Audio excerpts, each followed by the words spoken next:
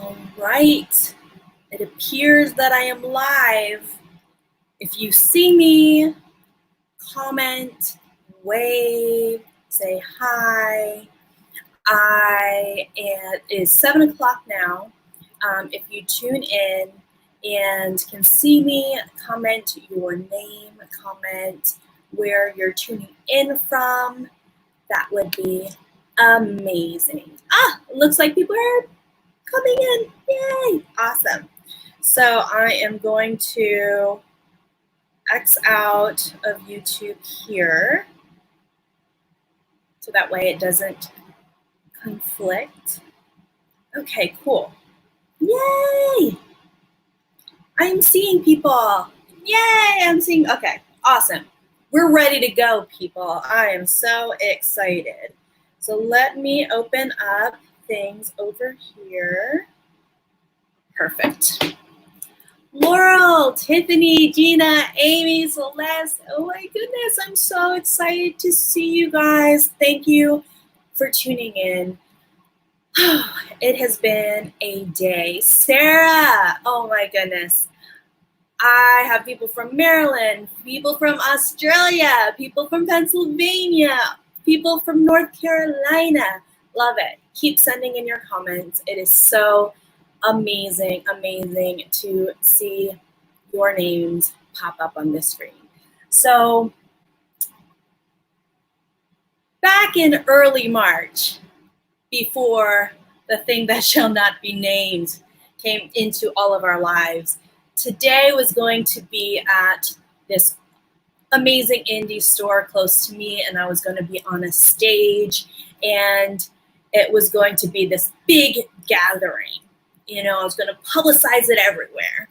And then as things unfolded, you know, we all had to go into our separate spaces to be safe, to flatten the curve, to watch out for our community. And the framework around this event and this week, this month ahead changed.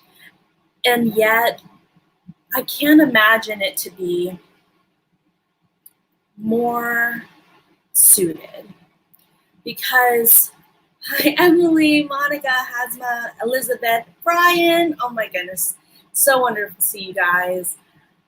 I wanted to come and create a space.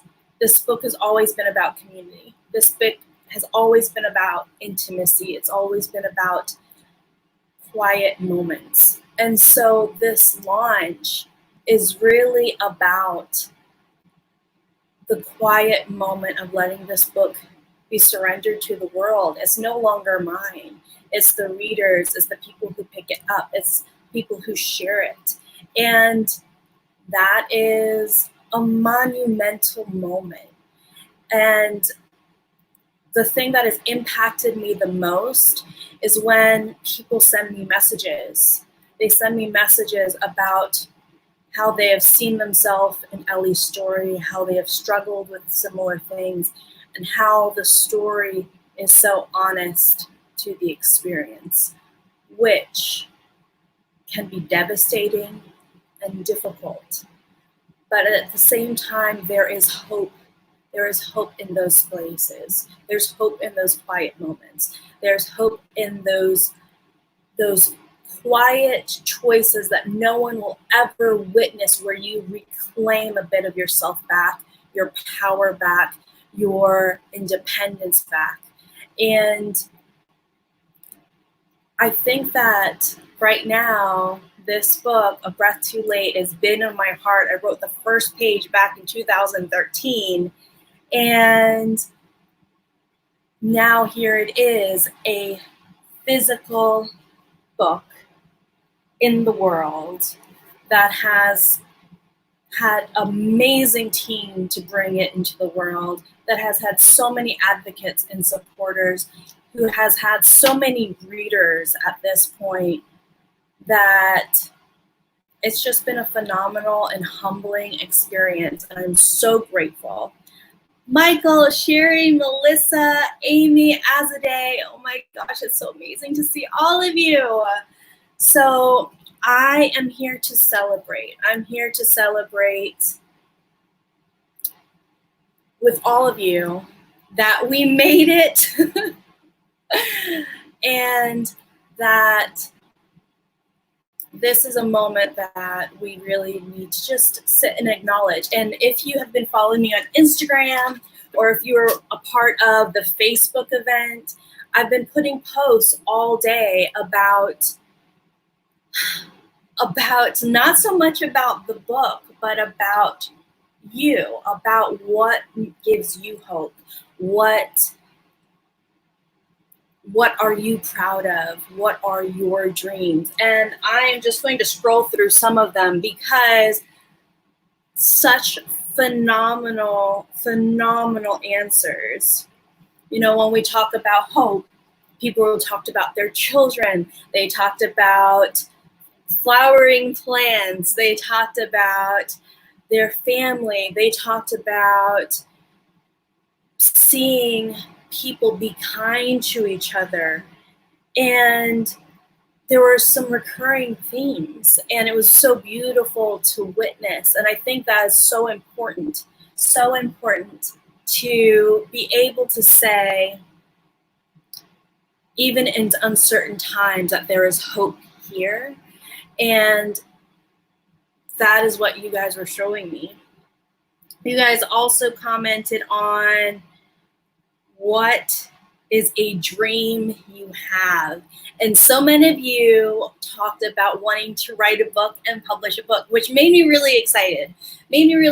Because when we were re-envisioning all of the virtual events, one of the biggest things I wanted to do was I wanted to create intimate space to connect with readers, with students, but I also wanted to create any digital content that could also give value. And I knew a lot of people in the reader world, and then also just people that I was connected with, have the dream of writing a book. So tomorrow, back on this channel, I have done an interview with my agent, and we talk about the whole process of getting A Breath Too Late ready to submission. And at the end, we also talk about tips for writers. Hi, Isabella. Hi, Muñeca. Hi. Oh my goodness, James, thank you so much. And then on the next day, on Thursday, I have an awesome interview with my editor, Brian, and we talked about bringing A Breath Too Late to life from book deal to today. And it was an amazing interview, and he gave so much insight for writers as well. And so that is something to look forward to. Another launch event that's happening this week is I'm doing an interview with Jandy Nelson, who is actually a big part of my publication story, even when she didn't know it. And that will be on Friday at facebook.com/bookcon at 8 p.m. And next week, Nonieka and I, we are part of Las Musas, which is a Latin author, Latina group. And we're doing a workshop on mental health. We're doing a mental health workshop. So all things to look forward to. So that was a bunch of the dreams that came through were writing dreams, but there were also things of I want to get over my fear of heights. I want to be able to buy my own home. I want to be able to feel happy and confident and free and love myself.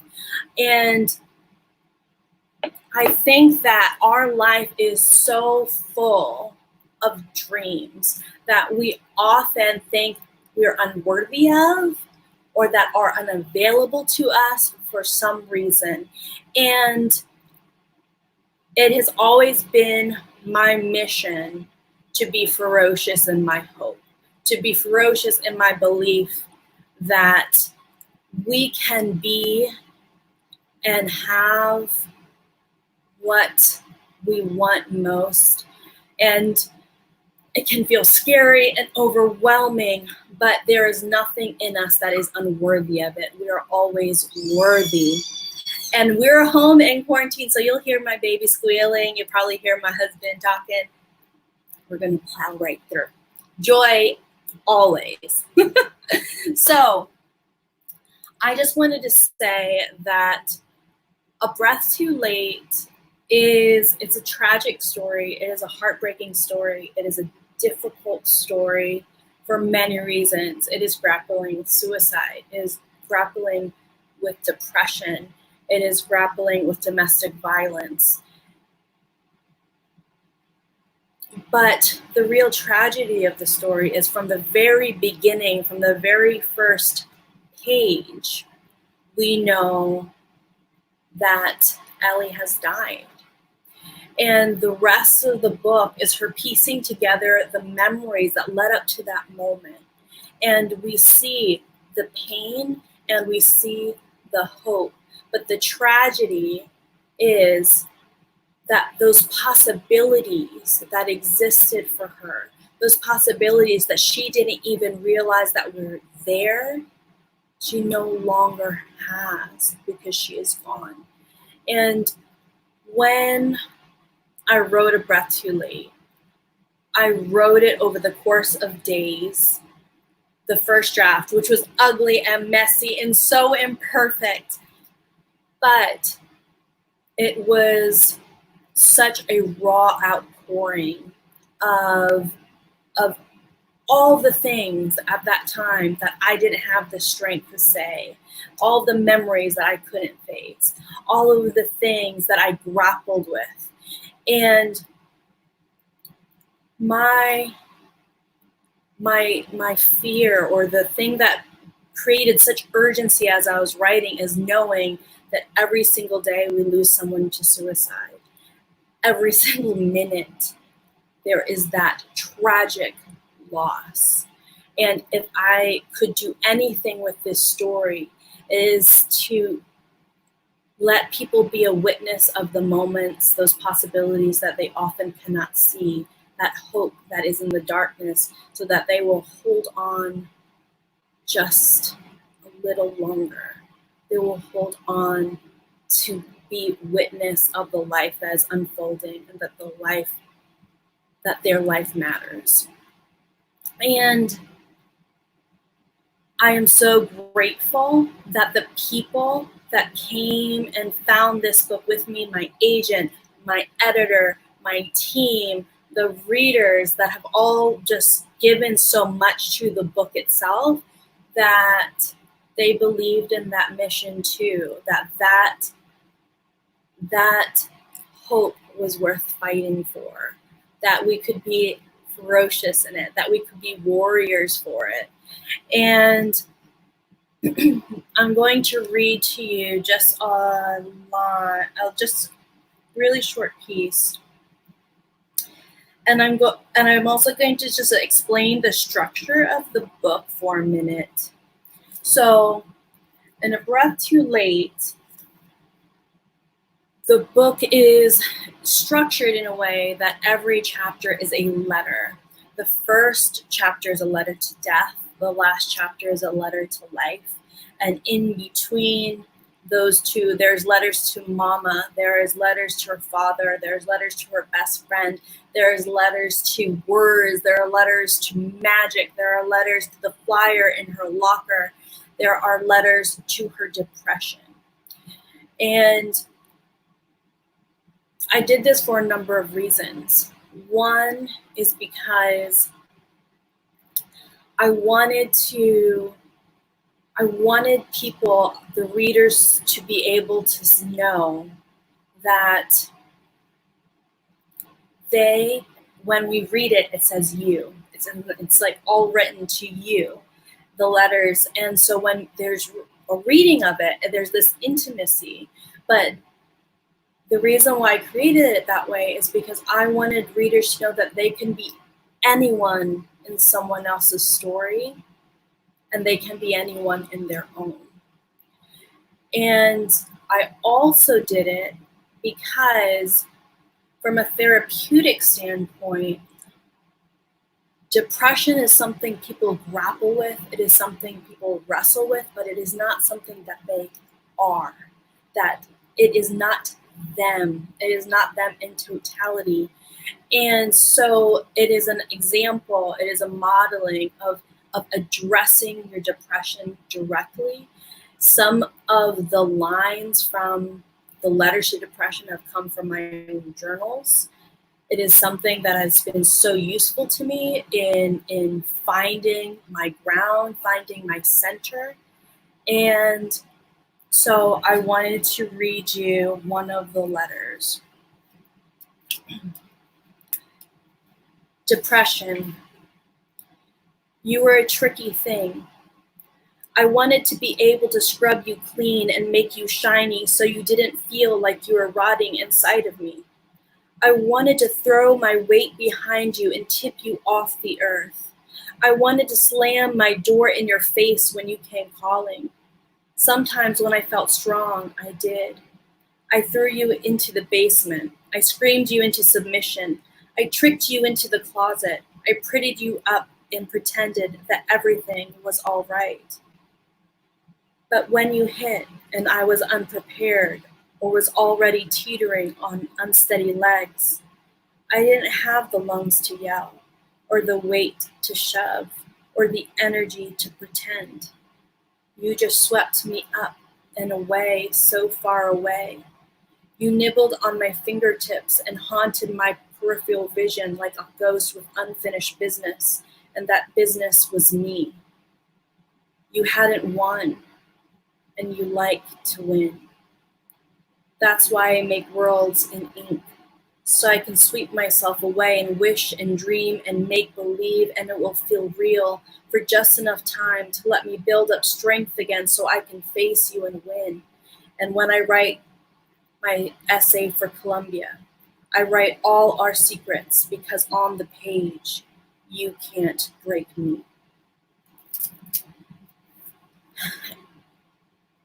And it's that last line, you can't break me, that I really want readers to be able to take away, is that there are so many moments in our lives that feel too heavy to bear, too rough, too hard, too difficult, too dark. And yet, we can face it and we can win. We can face it and keep going.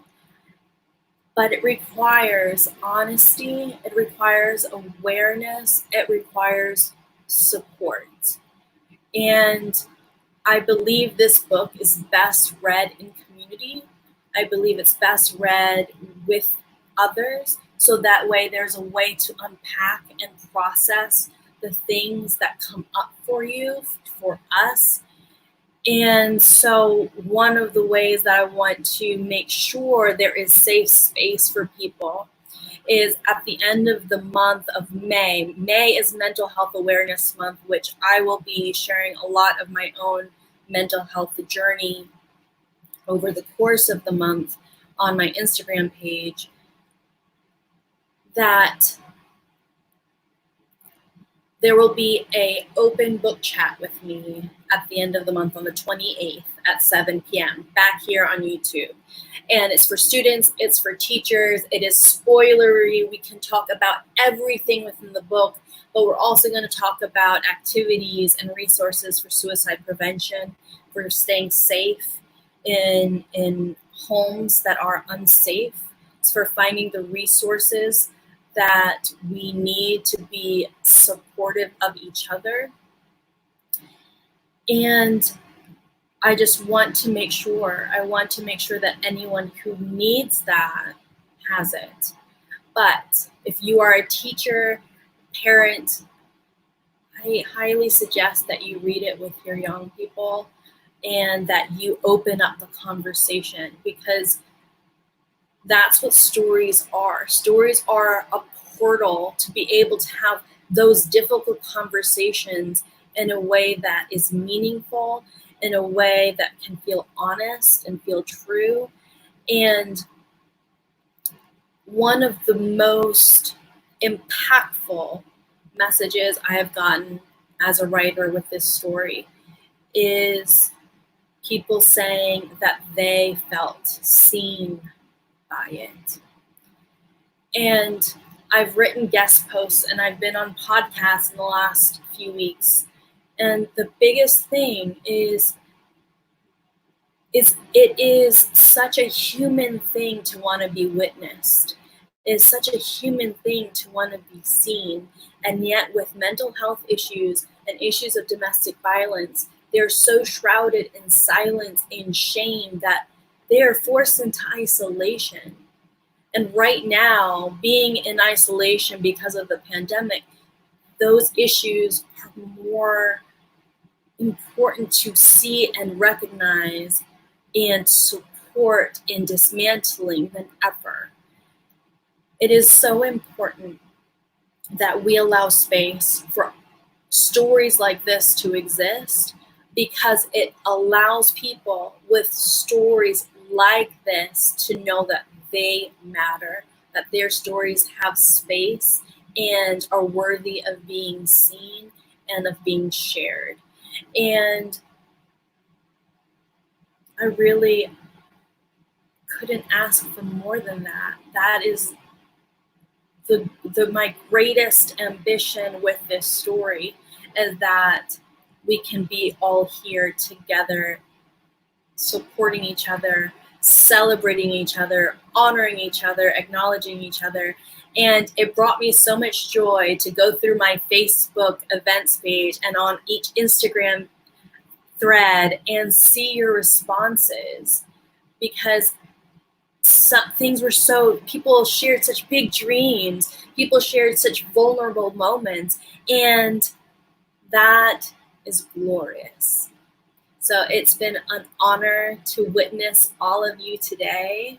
Thank you for being a witness of this moment. It's been in my heart for so long, and to know that it is in the world is an absolute humbling and miraculous thing, and I could not feel happier.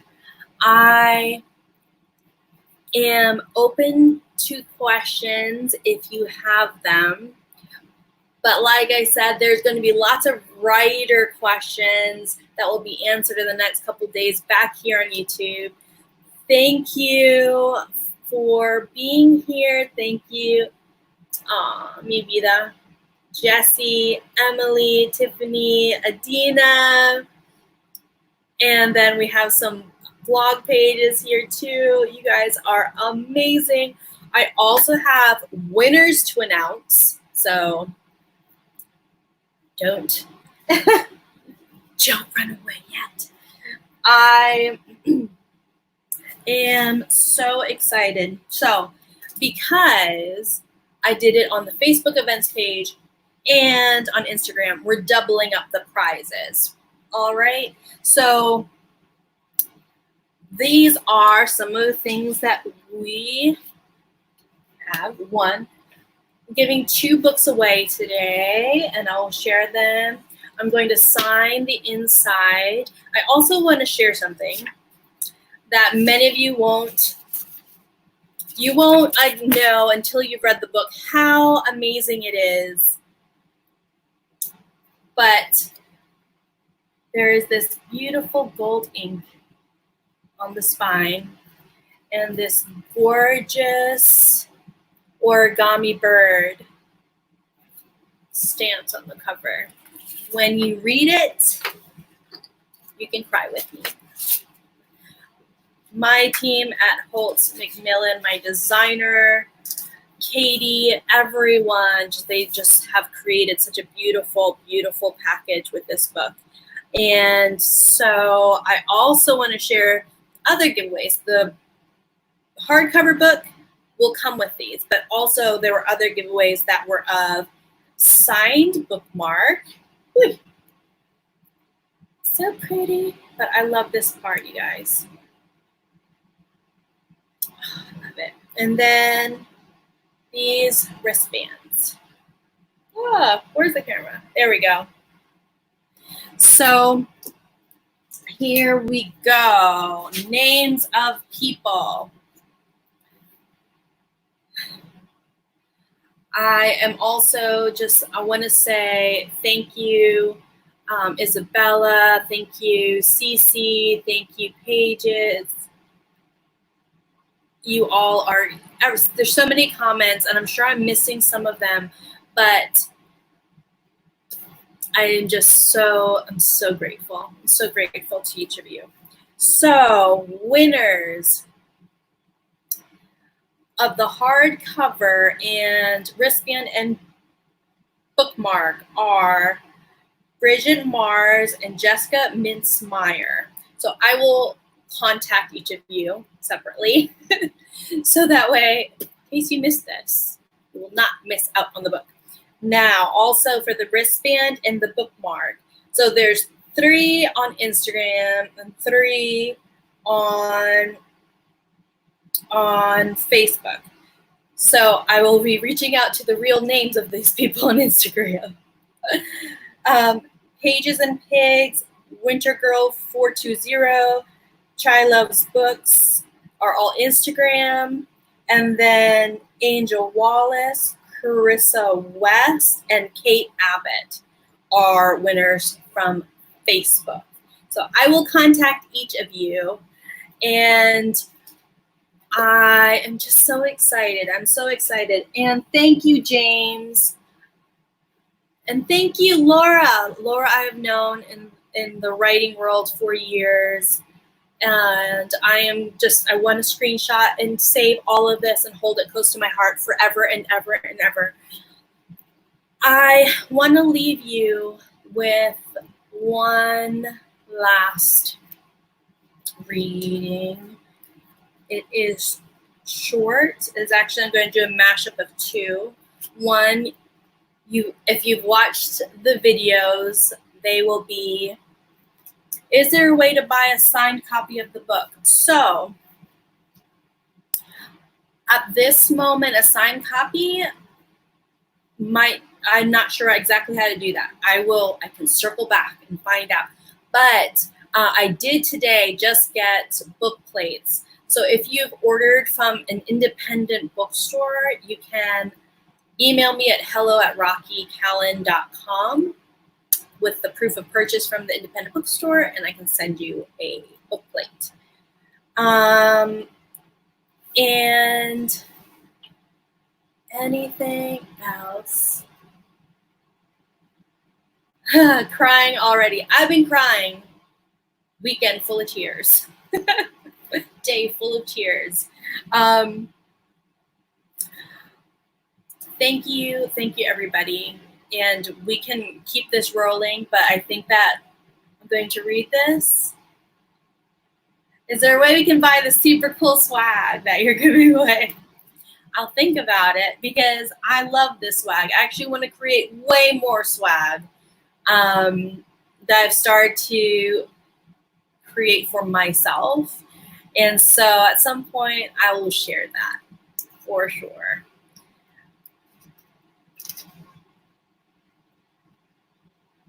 And, oh yes, somebody else, sorry, delay. Isabella over at the Feminist Bookworm. Also, so all of these giveaways have been wrapped up for today, but she is starting a giveaway of the hardcover with the wristband and the bookmark on her Instagram page, the Feminist Bookworm on Instagram. So go check her out. She's amazing. She is from Buffalo Street Bookstore. I'm going to be doing a live event with her in May. So something to look forward to. And yes, I have shoes, Converse shoes. That's what Ellie wears, that have hope on the heels. So I've been wearing them everywhere. And speaking of that, thank you, Gina. Great segue. It's like we planned this. We totally didn't. She just got me like that. Is hope. And Cece, so just asked about the editing process. On Thursday, there is a big, long video with Brian and I breaking it all down. So be sure to check back for that. You see the origami bird? I'm telling you guys. Once you read the book, all these little things.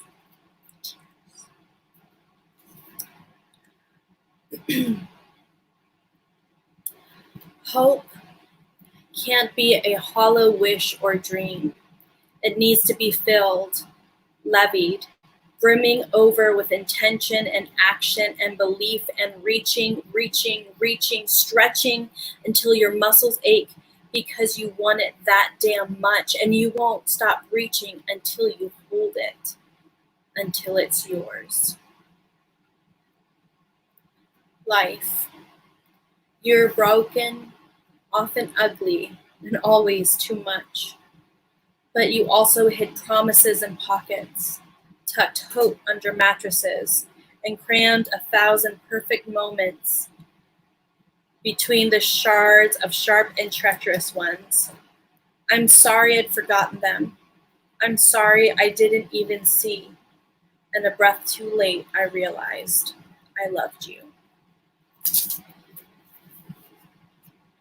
Thank you, everyone. Thank you, everyone, for being here, for being part of this celebration with me, for your shout outs, for your tags, for your virtual hugs, for your comments. There's more to come this week, but for now, for today, I just want to say, look for the hope in your life, even if it may be hiding in the dark. Hold on to it and know that you matter, your dreams matter, and in whatever small way I can witness them, I would feel so greatly honored. So, A Breath Too Late launched today, and we have launch events all week, and going into May, I will be opening up about my own journey with mental health on my Instagram during May, and I also want to open up as many conversations as I can so other people can share their stories. And the audiobook is also out today. I just downloaded it. Thank you for all the pre-orders and the buys. There's a little orange #1 new release bestseller next to A Breath Too Late on Amazon. And thank you for all of the reviews. Keep them coming as you read. And thank you. I stand in infinite gratitude for each of you. And I am so grateful. I'm so grateful to have this moment with all of you. Have a beautiful Tuesday, and tune back tomorrow for another conversation about A Breath Too Late with my agent, Holly McGhee.